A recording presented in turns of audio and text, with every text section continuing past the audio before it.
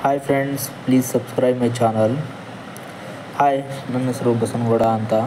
ನಾನಿವತ್ತು ಹಂಪಿಯ ಕೋದಂಡರಾಮ ಟೆಂಪಲ್ ಅಂದರೆ ಓಲ್ಡ್ ಟೆಂಪಲ್ ಇದು ಹಂಪಿಯಲ್ಲಿ ಮಾತ್ರ ನೋಡಬಹುದಾದಂತಹ ದೇವಸ್ಥಾನವಾಗಿದೆ. ಬನ್ನಿ ನೋಡೋಣ.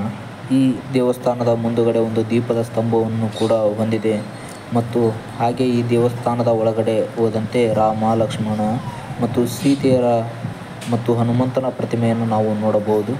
ಇಲ್ಲಿ ಹನುಮಂತನು ಇರುವುದರಿಂದ ಆ ಹನುಮಂತನ ಮೂರ್ತಿಯನ್ನು ನಾವು ಸುಗ್ರೀವ ಎಂದು ಹೇಳುತ್ತೇವೆ. ಹಾಗೆ ಮುಂದಕ್ಕೆ ಹೋಗೋಣ. ದೇವಸ್ಥಾನದ ಒಳಗಡೆ ಇರುವಂತಹ ಮೂರ್ತಿಯನ್ನು ನೋಡೋಣ. ರಾಮ, ಲಕ್ಷ್ಮಣ, ಸೀತೆಯ ಮೂರ್ತಿಯನ್ನು ನೋಡಿ ಹಾಗೆ ಬಂದರೆ ನಾವು